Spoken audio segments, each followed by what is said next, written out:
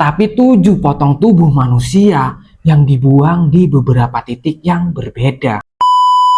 Halo guys, balik lagi ke channel ini, dan sebelum kita masuk ke ceritanya, gua mau kasih tahu sesuatu. Di Indonesia, ada seorang pria yang wajahnya tampan, senyumnya ramah, suaranya merdu, sampai bisa bikin album. Tapi, di balik semua itu, 11 nyawa menghilang karena tangannya sendiri. Dan yang paling bikin merinding, orang tuanya tidak pernah tahu, karena sebagian besar korban itu dikubur diam-diam di halaman belakang rumah mereka. Rumah yang sama tempat mereka tinggal sehari-hari. Ini bukan cerita fiksi, ini terjadi sungguhan di Indonesia, tepatnya di Jombang, Jawa Timur. Namanya Ferry Idham Heniansah, tapi seluruh Indonesia mengenalnya sebagai satu nama saja, yaitu Rian Jombang. Sebelum kita ngomongin kejahatannya, kita perlu tahu dulu siapa Rian sebenarnya. Rian ini lahir di Jombang 1 Februari 1978. Anak dari keluarga yang sederhana, tinggal di Dusun Maijo, Desa Jatiwates. Dan dari luar, Rian ini orangnya menarik.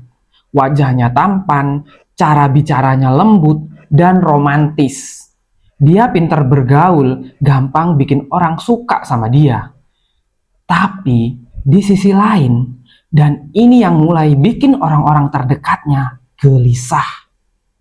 Rian punya temperamen yang tidak bisa diprediksi. Bisa tiba-tiba meledak, bisa tiba-tiba berubah drastis dalam hitungan detik. Ibunya Kasiatun pernah bercerita hal yang mengerikan. Sekitar tahun 1995, waktu itu Rian masih SMP. Rian pernah mengejar ibunya sendiri sambil memegang pisau. Bukan karena ada alasan besar, hanya karena emosi yang tiba-tiba meledak. Dan ibunya bilang, perubahan Rian mulai terasa setelah dia menjalani perawatan di RS Gatol, Mojokerto selama 2 minggu. Sepulang dari sana, sesuatu dalam diri Rian mulai aneh. Ada sesuatu yang berbeda. Tapi guys, meskipun ada tanda-tanda seperti itu, Rian tetap hidup normal di mata lingkungannya.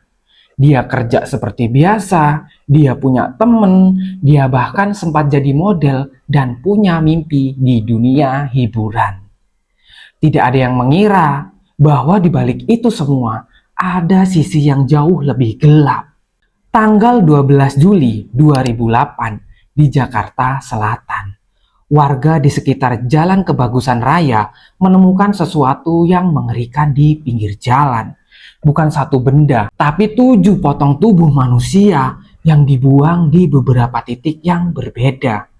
Masih di area yang sama, tapi sengaja dipencar. Setelah diidentifikasi, korban itu adalah Heri Santoso, seorang pria yang sebelumnya dilaporkan hilang.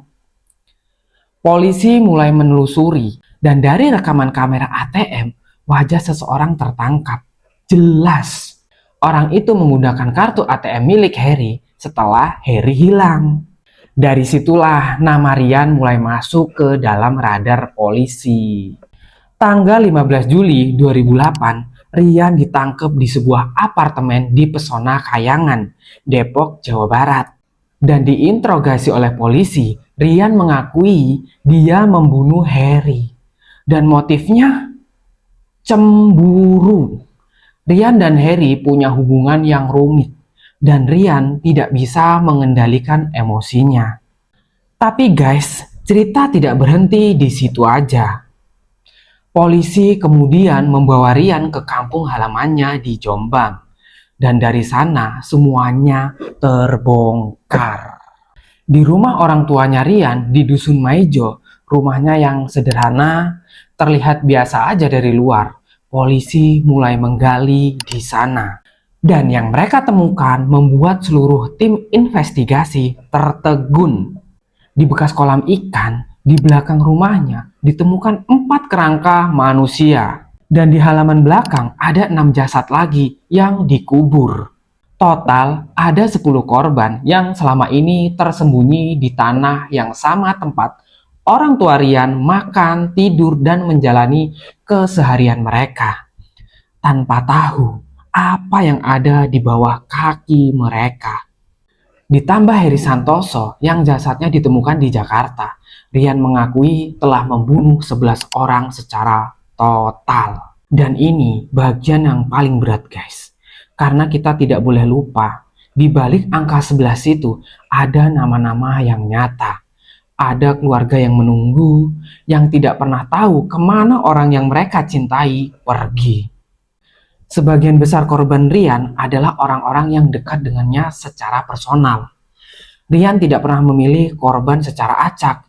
Dia mengenal mereka, mendekati mereka, mendapat kepercayaan mereka. Di antara 11 korban itu, ada nama-nama seperti Vincent 30 tahun, salah satu yang pertama dikubur di halaman. Wawan 28 tahun. Nani Hidayati 31 tahun, seorang ibu. Sylvia Ramadhani Putri, putrinya Nani, usianya 3 tahun. Terus ada Ariel Somba Sitanggang, usianya 34 tahun. Agen properti yang dilaporkan hilang sebelum kasusnya terbongkar. Dan yang terakhir, Heri Santoso, yang jasadnya ditemukan di Jakarta sekaligus yang membuka kasus ini. Guys, 3 tahun. Sylvia baru berusia 3 tahun. Rian membunuh seorang ibu dan anaknya yang masih balita dengan cara dipukul menggunakan linggis karena mereka membuat Rian marah. Itu motifnya. Cuma karena emosi yang tidak bisa dikendalikan. Kalau kita lihat pola keseluruhannya, Rian membunuh dengan 2 motif utama. Yang pertama, motif ekonomi. Rian mengambil harta korban, menggunakan ATM mereka, memanfaatkan aset mereka setelah membunuh. Terus motif yang kedua, karena emosi. Rian membunuh saat emosinya meledak, tanpa pertimbangan, tanpa rasa sesal dan kasihan. Dan yang membuat profil psikologisnya sangat berbahaya, Rian bisa berfungsi normal dalam kehidupan sehari-hari, tapi bisa berubah jadi sesuatu yang lain dalam sekejap. Nah guys, ini bagian yang paling bikin gua ngeri dan merinding. Bukan karena cara Rian membunuh, meskipun itu udah jelas ya mengerikan, tapi karena apa yang Rian lakukan setelah ditangkap. Setelah ditangkap, Rian tidak terlihat seperti orang yang baru saja mengakui membunuh 11 orang. Dia tersenyum, dia bernyanyi, dia menghibur sesama tahanan, dia menghibur petugas penjara, bahkan wartawan yang meliput kasusnya dengan lagu-lagu dari album yang sedang dia rekam. Itulah kenapa media menjulukinya The Smiling Serial Killer, pembunuh berantai yang tersenyum. Bahkan ada dokumenter internasional yang dibuat tentang dirinya. Judulnya persis seperti itu, The Smiling Serial Killer. Bayangkan guys, sementara keluarga korban menangis, sementara orang tua Rian diperiksa polisi karena tidak tahu apa yang terjadi di rumah mereka sendiri. Sementara Rian ada di sel penjara, bernyanyi sambil tersenyum-senyum.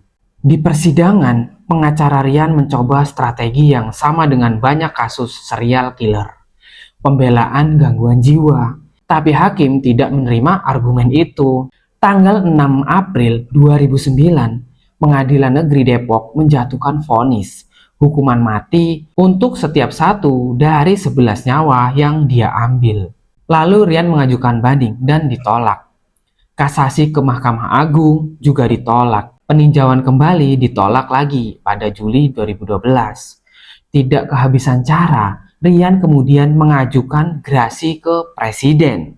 Pertama ke Presiden SBY, lalu ke Presiden Jokowi pada 2016. Sampai sekarang belum ada jawaban, dan Rian masih hidup. Dan ini yang mungkin paling mengejutkan. Rian yang dulu senyum-senyum itu, sekarang dilaporkan sudah berubah drastis. Di lapas kelas 1 Cirebon, Rian rutin berpuasa, rajin sholat, dan bahkan mengajar ngaji kepada sesama narapidana. Apakah itu perubahan yang tulus? Atau sekedar strategi untuk mendapatkan pengampunan? Tidak ada yang tahu pasti. Guys, setiap kali gua baca kasus seperti ini, selalu ada satu pertanyaan yang muncul di kepala gua. Bukan kenapa dia bisa begitu kejamnya, meskipun itu pertanyaan yang valid. Tapi lebih ke bagaimana seseorang bisa menyembunyikan sisi gelapnya sampai selama itu.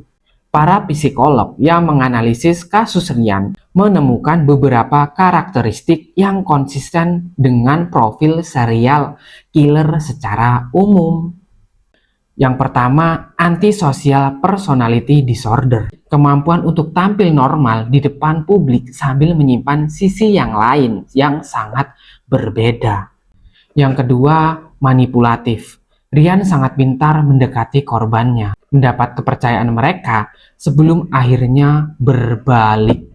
Yang ketiga, impulsif. Beberapa pembunuhan tidak terencana, terjadi karena luapan emosi yang tiba-tiba. Dan yang paling penting untuk kita ingat, tanda-tanda itu sebenarnya sudah ada sejak lama. Ibunya tahu ada nggak beres sama Rian. Orang-orang terdekatnya merasakan sesuatu yang aneh, tapi tidak ada yang bertindak cukup jauh untuk menghentikannya. Kasus Rian Jombang adalah pengingat yang keras bahwa kejahatan tidak selalu datang dengan wajah yang menyeramkan. Kadang dia datang dengan senyuman, dengan keramahan, dengan wajah yang kamu kenal dan kamu percaya. Sampai hari ini, 11 keluarga yang masih membawa kehilangan yang tidak bisa digantikan. Dan Rian masih ada di dalam sel, menunggu eksekusinya yang entah kapan akan datang. Oke guys, itu tadi kisah Rian Jagal Jombang, salah satu serial killer paling terkenal dalam sejarah Indonesia. Kalau kalian punya pendapat soal kasus ini, soal vonisnya, soal kondisi Rian sekarang, atau apapun, drop di kolom komentar ya. Kalau video ini bermanfaat, jangan lupa like dan subscribe. Sampai ketemu lagi guys, stay safe. Dan pilih-pilih orang yang kalian percaya, jangan asal percaya.